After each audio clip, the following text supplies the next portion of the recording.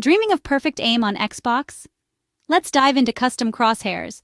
Unfortunately, Xbox doesn't have built-in options for custom crosshairs, but don't worry. Here are a few workarounds you can try. First, check your game settings.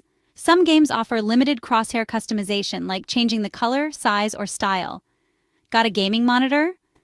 Many have built-in crosshair overlays. Just dive into the monitor's on-screen display menu to enable this feature. Remember, these are just static overlays.